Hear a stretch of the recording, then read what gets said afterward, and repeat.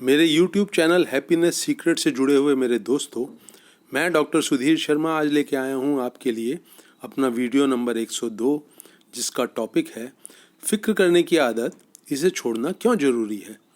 तो फ़िक्र करने की आदत तो हम सभी लोग जानते हैं, पहचानते हैं अच्छी तरह से। कम या ज़्यादा डिग्री में हम सभी इसके शिकार हैं।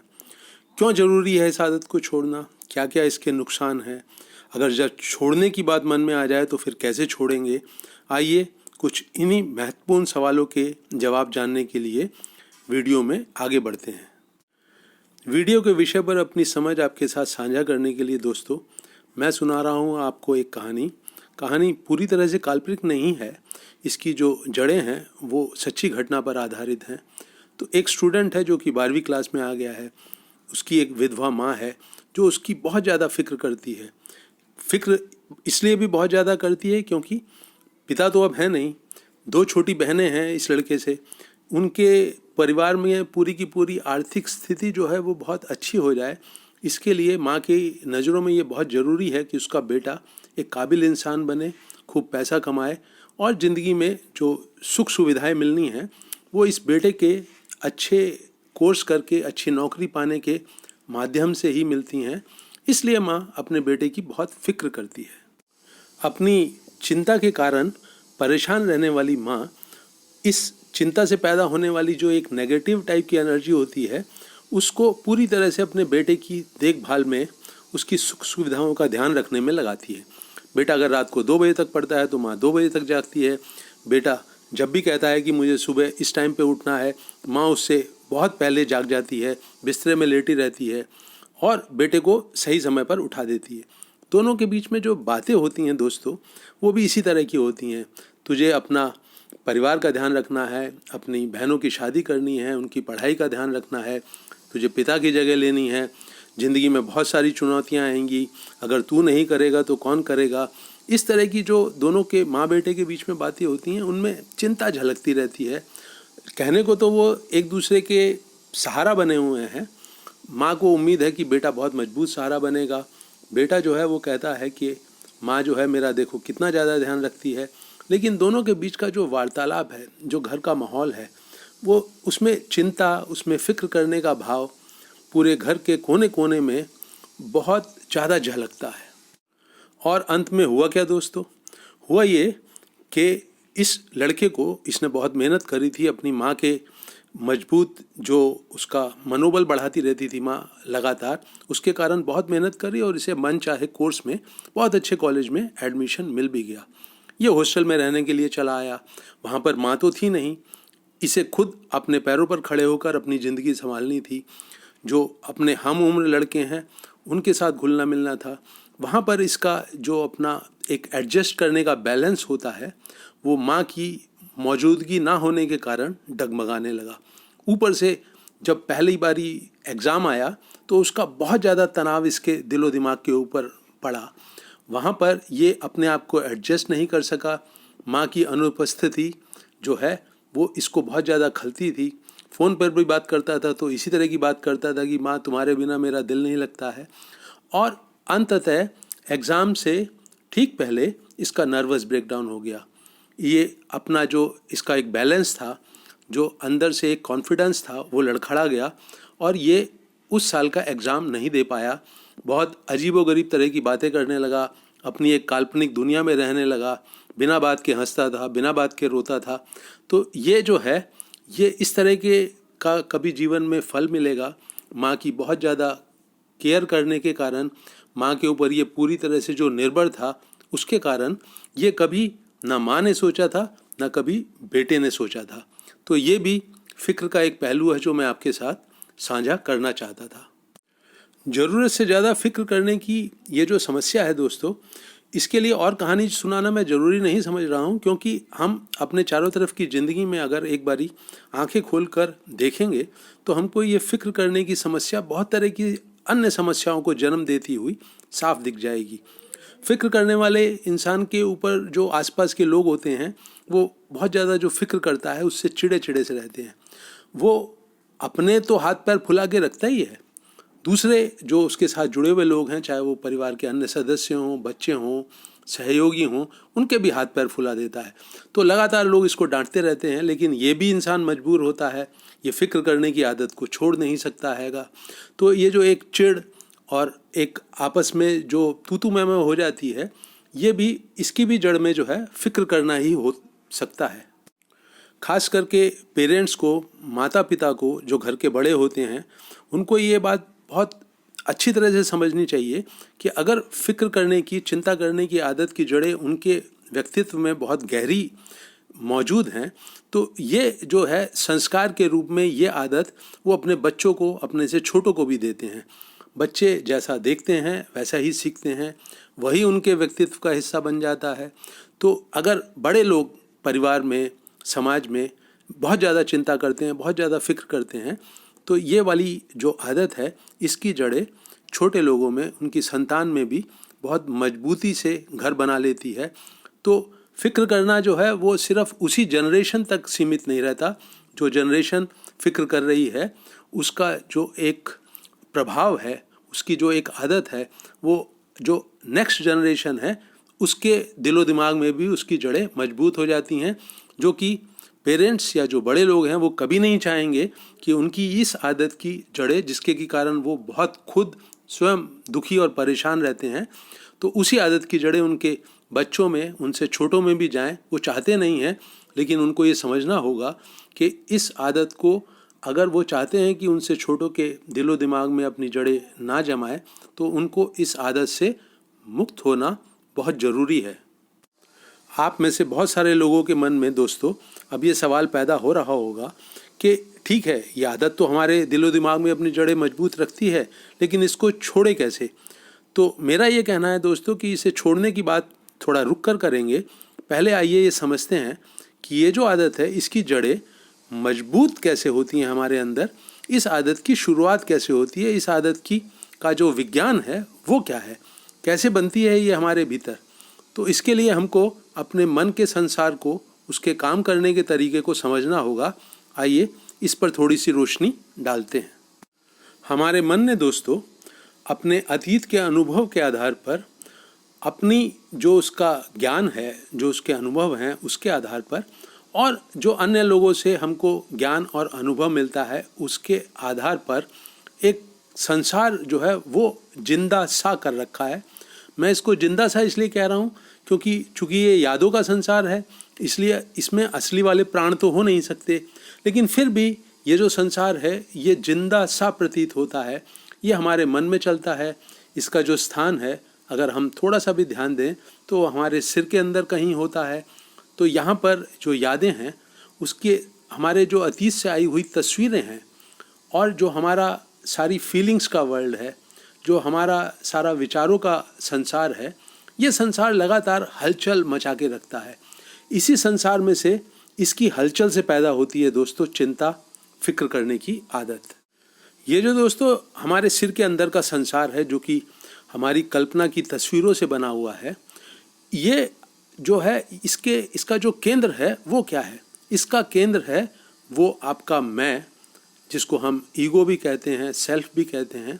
ये जो मैं का केंद्र है ये इस संसार का मालिक होता है, कंट्रोलर होता है। तो ये अपने संसार में जो खलबली मचाता है, वो खलबली में मचाता है आने वाली जो परेशानियां हैं, जो चुनौतियां हैं, उनका हवा खड़ा करके। मतलब कल को ऐसा तो नहीं हो जाएगा, कल को अगर ये बुरा हो गया तो फिर मैं कैसे निपटूंगा, अगर मुझे कोई समस्या का सामना करना पड़ा तो मेरे पास क्या तरीके मौजूद हैं उस समस्या का हल करने के लिए। ये अपने लिए पहले प्रॉब्लम्स, समस्याएं खड़ी करता है, फिर उनके हल ढूंढता है, फिर उन हल में से एक कोई चुनता है, लेकिन जो बाकी के हल हैं वो भी इसको परेशान करते रहते हैं, और ये कोई एक्शन भी करता रहता है, लेकिन फिर भी बात बनती नहीं। ये जो है ये बेसिकली हमको समस्याओं का समाधान करने के लिए जो मन मिला है, ये एक बहुत गलत तरह की फील्ड में चलने लगता है, हिलने डुलने लगता है, कार्यवाही करने लगता है। तो इसकी एक सही फील्ड है दोस्तों, जहाँ पर कि मन बहुत ज़्यादा कारगर होता है समस्याएं सुलझाने में, और एक बहुत गलत फील्ड है दोस्तों जिसमें कि मन हलचल करने से समस्याओं की जड़ें मजबूत करता है, मन में चिंता, तनाव, दुख, डर इत्यादि पैदा करता है। तो आइए जरा ये समझते हैं कि मन के काम करने की जो सही क्षेत्र है और जो गलत क्षेत्र है वो क्या है। आप मेरी बात को समझ रहे हैं ना दोस्तों। मन का काम करने का एक सही क्षेत्र है, एक गलत क्षेत्र है। सही क्षेत्र क्या है? ये जो हमारे सारे के सारे एक्शंस हैं जो कि हम अपनी ज़रूरतों को पूरा करने के लिए, अपनी रिस्पॉन्सिबिलिटीज़ को पूरा करने के लिए, जो भी हमारा कामकाज है, जो भी हमारा जॉब है, वहाँ की जो हमारी जिम्मेवारियाँ हैं उनको पूरा करने के लिए जो समझ हमको अपने अंदर पैदा करनी है, जो अनुभव हमको अपने अंदर पैदा करना है और अन्य लोगों के साथ बांटना है, अन्य लोगों से लेना है, ये जो पूरी की पूरी फील्ड है फंक्शंस की, वहाँ पर होने वाले एक्शंस की, ये मन के लिए सही फील्ड है जहाँ पर कि ये बहुत ही प्रभावशाली ढंग से मन अपनी जिम्मेवारियों को पूरा करता है। और इस फील्ड में एक्शन का वर्ल्ड है दोस्तों, ये हमारी ज़रूरतों का वर्ल्ड है, हमारी जिम्मेवारियों का वर्ल्ड है। और इस क्षेत्र में जो मन है वो बहुत ही ज़्यादा प्रभावशाली है, बहुत ज़रूरी है। और यहाँ पर इसको अपनी कुशलता, चाहे वो नॉलेज के क्षेत्र में हो, चाहे अनुभव के क्षेत्र में हो, लगातार बढ़ाते रहना चाहिए। और सिर्फ इसी क्षेत्र में मन सही ढंग से और बहुत प्रभावशाली ढंग से, बहुत फ़ायदेमंद ढंग से काम करता है। तो अब बात करते हैं दोस्तों उस क्षेत्र की जहाँ पर कि मन हलचल तो मचाए रखता है आपके दिलो दिमाग में, लेकिन वहाँ पर ये एक्चुअली में प्रॉब्लम्स को क्रिएट करता है, समस्याओं को बनाता है और फिर उनसे उलझ जाता है। और यही वो संसार है जहाँ पर कि सारी चिंता, भय, तनाव, दुख, आंसू ये सब पैदा होते हैं। और इसके कारण जो हमारे रिश्ते भी हैं वो भी इसी जो गलत क्षेत्र है इसमें मन के एक्टिव हो जाने से ये सारी की सारी समस्याएं रिश्तों में भी पैदा होती हैं। तो ये जो दोस्तों गलत क्षेत्र है मन के काम करने का, ये पैदा होता है हमारी उन जिंदा किस्म की समस्याओं से जो हमारे रिश्तों में बिल्कुल ताज़ा पैदा होती हैं। जैसे आपको किसी इंसान के ऊपर गुस्सा आया, तो ये जो गुस्सा है ये एक जिंदा समस्या है। ये ऐसी समस्या नहीं है कि किसी नदी के ऊपर पुल बनाना है तो 6 महीने में तैयार होगा, नहीं, ये बिल्कुल वर्तमान के पल में ताज़ा पैदा होती है। आपको किसी से नफरत हो गई है, किसी से ईर्ष्या हो गई है, जलन हो रही है, डर लग रहा है, ये सब हमारे जिंदा जीवन की रिलेशनशिप्स में, हमारे रिश्तों में पैदा होने वाली जिंदा समस्याएं हैं। और जब इनको सॉल्व करने के लिए मन अपने अंदर उथल पुथल मचा लेता है, अपने अतीत में से जाके अपनी समझ को निकालने की कोशिश करता है कि इन जिंदा समस्याओं को, जो कि इमोशंस की समस्या है, जो कि हमारे अंदर भावनागत हलचल मचाती हैं, तो जब इस तरह की समस्याओं को मन सॉल्व करने के लिए अपने अतीत का सहारा लेता है, वहाँ की नॉलेज का और अनुभव का इस्तेमाल करने की कोशिश करता है, तो इससे एक बहुत बड़ी मिस्टेक हो जाती है। समस्या जो है वो जिंदा है और उसको सॉल्व करने के लिए मन जो सामान इस्तेमाल कर रहा है वो मृत है। हमारी यादें दोस्तों मृत हैं। तो मृत चीज़ से जिंदा जो समस्या है उसका सामना बिल्कुल नहीं किया जा सकता।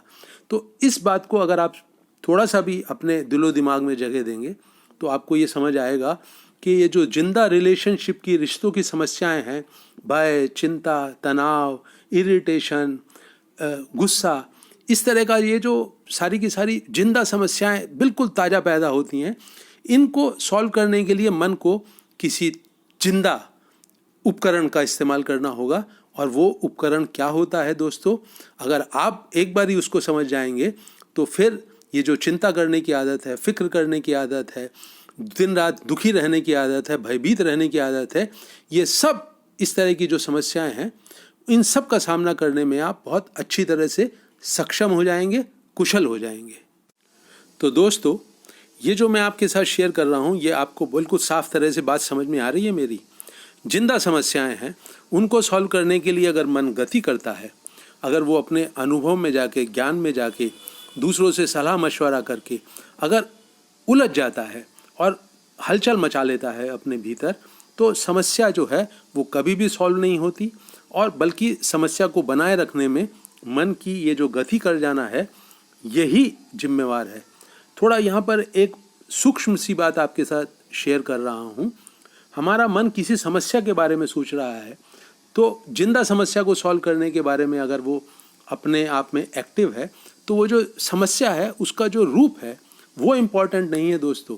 ये जो मन गति कर जाता है, जो हलचल मचा लेता है अपने भीतर समस्या को सॉल्व करने के लिए, ये उसका गति कर जाना, उसका अपने अंदर हलचल मचा लेना ही एक्चुअली में समस्या है। समस्या ये नहीं है कि आप चिंता कर रहे हैं, कि भयभीत हैं, कि आपको मन दुखी हो रहा है, नहीं, वो नहीं। ये जो गति कर जाता है मन, जो अपने अंदर एक समस्या को सॉल्व करने के लिए तरह तरह के हल ढूंढता है, फिर ये करूँगा तो कैसे होगा, वो करूँगा तो कैसे होगा, तो ये जो इसका गति करते रहना है, ये गति करते रहना ही मूल रूप से समस्या है, ना कि वो किस समस्या के बारे में सोच रहा है, वो समस्या नहीं है। मूल रूप से समस्या है मन का गति करते रहना। तो जब ये बात आपको बहुत क्लियरली समझ में आ जाएगी, तो समस्या का समाधान कैसे हो वो भी आपको बहुत आसानी से समझ में आने लगेगा। तो इसको हल कैसे करें, ये जो फिक्र करने की आदत है, चिंता करने की आदत है, आइए अब इसको समझते हैं। तो दोस्तों, अगर मन का गति कर जाना, अपने अंदर हलचल मचा लेना हमारे भीतर चिंता और फिक्र को जन्म देता है, तो ये जो गति करता है मन, ये जो अपने अंदर हलचल मचा लेता है, इसका क्या कारण है? इसका कारण दोस्तों बहुत आसान है समझना। आज की तारीख में, आज के दिन जो मेरी स्थिति है, जो मेरी परिस्थितियां हैं, अगर मैं उससे असंतुष्ट हूं, तो मैं एक अपना लक्ष्य बनाता हूं, एक अपना गोल बनाता हूं कि कल को ये परिस्थितियां बदलकर ऐसी हो जानी चाहिए। तो ये जो एक बीच में दूरी है, आज के दिन मेरा असंतुष्ट होना और कल को अपना लक्ष्य पाकर संतुष्ट हो जाना, ये जो एक समय क्रिएट कर लिया मैंने मन में, काल्पनिक भविष्य और वर्तमान के बीच में, इस दूरी को कवर करने के लिए मन बिस्तरे में लेटकर, खाना खाते हुए, काम करते हुए कभी भी एक हलचल मचा लेता है अपने अंदर, एक उलझन पैदा कर लेता है, एक्टिव हो जाता है। ये जो समय को क्रिएट करने की मन की जो क्षमता है, आज के साथ असंतुष्टि और कल संतुष्ट हो जाने का, खुश हो जाने का जो एक भाव पैदा कर लेता है, एक लक्ष्य पैदा कर लेता है, इन दो पॉइंट्स के बीच में मन गति करता है। और ये जो गति करना है, ये तभी संभव होता है जब हमारी अंदर मन में इच्छाएं होती हैं, और वो जो इच्छाएं होती हैं वो हमेशा भविष्य में पूरी होंगी। इस भविष्य और वर्तमान के बीच के गैप को क्रिएट करके मन गति करता रहता है। तो आप में से कुछ लोग ये सवाल पूछ सकते हैं, तो क्या हम इच्छाएं करना छोड़ दें? नहीं दोस्तों, ये बात नहीं है कि हम इच्छाएं करना छोड़ दें या ना छोड़ दें। हम अपने किसी भी रिश्ते में अगर भविष्य का कुछ भी एक लक्ष्य क्रिएट करते हैं और उसके साथ अगर अपनी भावनाएं जोड़ देते हैं, तो हमारी ये जो समस्या है चिंता करने की, फिक्र करने की, दुखी रहने की, भयभीत रहने की, ये कभी भी ख़त्म नहीं होंगी। तो इसमें जो समझदारी की बात है वो ये है कि जो हमारे भविष्य को लेकर लक्ष्य होते हैं, वो लक्ष्य हमारे एक्शन से, हमारे कर्मों से, हमारे कार्यों से जुड़े हुए लक्ष्य होने चाहिए, ना कि भावनाओं से जुड़े हुए लक्ष्य होने चाहिए। अगर हम ये सोचते हैं कि कल को इस चीज़ को पाकर, इस जगह पहुंचकर हम खुश हो जाएंगे, तो ये गलत किस्म का लक्ष्य है। लेकिन अगर हम ये सोचते हैं कि शाम को 5 बजे तक ये काम निपटाना है, अगले 6 महीने में इस कोर्स के लिए, इस एग्ज़ाम के लिए तैयारी करनी है, तो ये एक्शन के ऊपर बेस किया हुआ, एक्शन के ऊपर आधारित एक लक्ष्य है। और मन इसको पूरा करने के लिए, इसको पाने के लिए बहुत कुशलता से काम कर सकता है। लेकिन अगर कोई लक्ष्य ऐसा है जिससे कि हमारी भावनाओं के क्षेत्र में हमें संतुष्टि मिलेगी, खुशी मिलेगी, मन की सुख शांति मिलेगी, तो वो गलत तरह का लक्ष्य होता है। तो सही लक्ष्य एक्शन से जुड़े हुए होते हैं, और गलत लक्ष्य भावनाओं को पूरा करने के लिए, अपने मन के संसार में खुशियाँ भरने के लिए, सुख शांति भरने के लिए, और अपने आप को एक बेहतर किसी भी स्थिति में पाने के लिए अगर भावनाओं से जुड़ा हुआ वो लक्ष्य है, तो वो गलत लक्ष्य है। तो जब भी दोस्तों आपके मन में कोई लक्ष्य बनाते हैं, तो हमेशा उसको एक एक्शन से रिलेटेड, अपने फंक्शन से रिलेटेड, अपने कार्यों से रिलेटेड लक्ष्य को ही अपने दिलो दिमाग में जगह दें। जब भी आप अपने आप को किसी बेहतर भावना के साथ जुड़ा हुआ देख के कोई लक्ष्य बना रहे हों, तो फौरन उस तरह के लक्ष्य बनाने के खतरे को समझकर उसको टाल दें, उसको निकल जाने दें अपने दिलो दिमाग से, तो आपका ये जो मन को गति करने का जो कारण है, मुख्य कारण है, ये मन को मिलना धीरे धीरे कम होता जाएगा, आपकी समझदारी बढ़ती जाएगी। और मन अगर गति नहीं करेगा तो फिक्र और चिंता करने की जो समस्या है वो कमज़ोर पड़ने लगेगी। तो दोस्तों, हमको ये बात समझ में आ गई कि समस्या का जन्म कैसे होता है, मन गति क्यों करता है, समस्या को, कौन सी समस्या जिंदा समस्या होती है, कौन सा क्षेत्र जो है वो मन का सही काम करने का क्षेत्र है। तो जब ये सारी की सारी बातें अब हमको समझ में आ गई, तो अब हम चलते हैं कि हमारे अंदर जो जिंदा समस्याएं पैदा होती हैं वो हमारे मन में गलत तरह की यादें ना बनाएं, वैसे वाली यादें ना बनाएं जिनकी तस्वीर के साथ भावनाएं जुड़ी रहती हैं। तो इस समस्या से बचाव कैसे हो कि हमारे जीवन में जब भी कोई जिंदा समस्या पैदा हो, गुस्से की, चिढ़ की, नफ़रत की, भय पैदा करने की, तो उसकी यादें जो हैं वो हमारा मन इकट्ठी ना कर सके। तो ये जो एक बहुत इम्पॉर्टेंट पॉइंट है, इसके बारे में आइए अपनी समझ बढ़ाते हैं। तो जिंदा समस्याओं को हाथ की हाथ विदा कर देने का जो समाधान है दोस्तों, वो वही है जिसकी चर्चा मैं अपने हर वीडियो में करता हूँ। अभी और यहीं के संसार में पूरे जोश और उत्साह के साथ जीना, पूरी सजगता, पूरी अटेंशन, पूरी अवेयरनेस के साथ जीना, जागे जागेपन के साथ जीना, यही होता है दोस्तों जिंदा समस्याओं को हल करने का जिंदा तरीका। तो दोस्तों, ये मैं आपको आज शेयर करता हूँ कि ये जो अटेंशन है, ये जो अवेयरनेस है, ये जो सजगता है हमारे भीतर, ये इसका वो कौन सा गुण है जो ये जो जिंदा समस्याएं पैदा होंगी, जिसमें चाहे हमारा मन दुखी हो रहा हो, गुस्से में आ रहा हो, कड़वाहट का, नफ़रत का शिकार हो रहा हो, ईर्ष्या जलन का शिकार हो रहा हो, तो ये जो समस्याएं, जिंदा समस्याएं हमारे रिश्तों में पैदा होती हैं, अटेंशन और अवेयरनेस के पास, सजगता के पास वो कौन सा गुण है जिसके के कारण ये जिंदा समस्याएं हाथ की हाथ विदा हो जाती हैं। तो दोस्तों, ये जो अटेंशन और अवेयरनेस का गुण है जिसके के कारण ये जिंदा समस्याएं अपनी जड़ें कभी भी हमारे दिलो दिमाग में नहीं जमा पाती, ये गुण है दोस्तों, ये हमें प्रकृति ने दिया है। प्रकृति का एक ही काम है कि कोई भी जो इंसान है वो अपने माहौल के साथ बहुत समझदारी से जुड़ा रहे, बहुत कुशलता से जुड़ा रहे। और प्रकृति ने उसके लिए हमको दिया है अटेंशन और अवेयरनेस का गुण। इस गुण के कारण ही हमारा दिमाग जो है वो अलर्ट रहता है, हमारे जो सेंस ऑर्गन हैं, जो हमारी इंद्रियां हैं, वो अपने अपने काम बहुत चुस्ती से करती हैं। और वो जो हमारे मन का एक फंक्शनल वर्ल्ड में, कामकाज के क्षेत्र में बहुत कुशलता से काम करने का जो एक हमारे पास स्टोर हाउस है हमारी मेमोरी में, ज्ञान का और अनुभव का, उसका इस्तेमाल करना भी अटेंशन और अवेयरनेस की रोशनी में बहुत अच्छी तरह से होता है। तो प्रकृति की तरफ से दिया हुआ ये जो गुण है, जो कि हमारे लिए अंदर क्लैरिटी लाता है, एक इंटेलिजेंस, समझदारी लाता है, तो ये जो गुण है ये एक आग की तरह से है। और ये जो हमारे दिलो दिमाग के ऊपर गुस्से का, चिढ़ का, नफ़रत का, ईर्ष्या और जलन का, चिंताओं का एक जो भाव पैदा होता है, ये एक तरह का कोहरा है।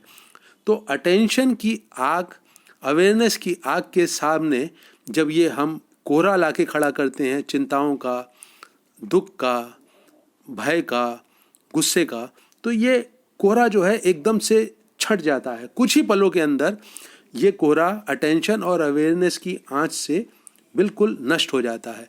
और ये जो इसका तरीका है वो यही है दोस्तों कि जब भी कोई जिंदा समस्या से आप कामना सामना हो, जब आप गुस्से का शिकार हों, चिढ़, उलझन का शिकार हों, किसी तरह की नफ़रत का शिकार हों, जब आपका अपना जो एक क्लैरिटी है वो डगमगा जाए, अंदर का कॉन्फिडेंस डगमगा जाए, तो वो जो कुछ भी भाव आपके अंदर पैदा हो रहा है उसकी कोई एनालिसिस ना करें, कोई विश्लेषण ना करें, उसके बारे में सोचे समझे नहीं, किसी तरह का हल ढूंढने की कोशिश ना करें, उसका जो सामना है वो आप अपने भीतर की जो सजगता है उससे करवा दें, अटेंशन और अवेयरनेस से करवा दें। ये जो कोहरा है इसको अपने पूरे के पूरे एक एक रोम में, एक एक सेल में, पूरे के पूरे अपने अस्तित्व के वजूद में इसको भर जाने दें। हमारी जो अटेंशन और अवेयरनेस है वो भी हमारे पूरे वजूद को, एक एक सेल को भरे हुए है। और अगर उसका सामना जो है, जब ये चिंता, तनाव, दुख, भय, परेशानियां करती हैं, जब इस तरह की भावनाएं करती हैं, तो दोनों का आमना सामना होता है। और चूंकि हमारे को प्रकृति ने अटेंशन और अवेयरनेस दी है सजगता से अपने माहौल में, अपने संसार में जीने के लिए, तो ये जो प्रकृति का दिया हुआ जिंदा हल है, ये हमारी समस्या को एकदम से काट के, छांट के, जलाकर, भस्म करके अलग कर देता है।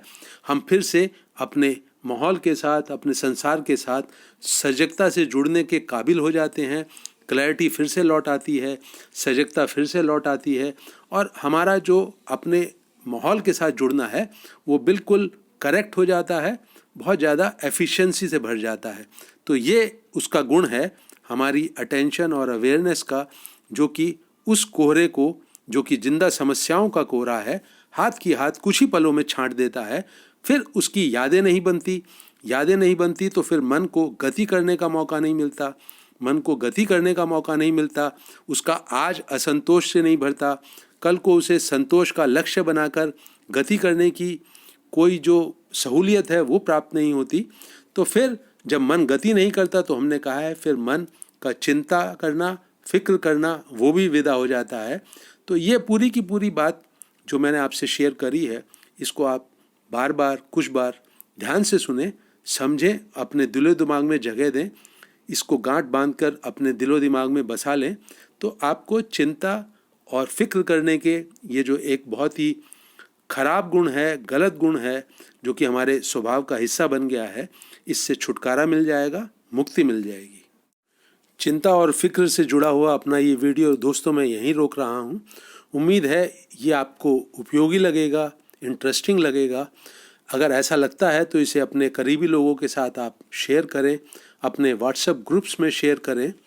अभी तक जिन दोस्तों ने मेरे यूट्यूब चैनल हैप्पीनेस सीक्रेट को सब्सक्राइब नहीं किया है तो वो उसे प्लीज़ सब्सक्राइब करें और अपने करीबी लोगों से भी कराएं। इस वीडियो को सुनकर अगर आपके दिल में कुछ प्रश्न पैदा होते हैं तो उन्हें कमेंट सेक्शन में लिखें। अगर आप कुछ नए टॉपिक्स के ऊपर, अपने जिन टॉपिक्स में आपकी दिलचस्पी है उनके ऊपर अगर आप चाहते हैं कि मैं वीडियो बनाऊं तो वो भी कमेंट सेक्शन में लिखें, मैं उनको ज़रूर ध्यान में रखूँगा। इस वीडियो को अंत तक वॉच करने के लिए दोस्तों आप सभी का बहुत बहुत धन्यवाद।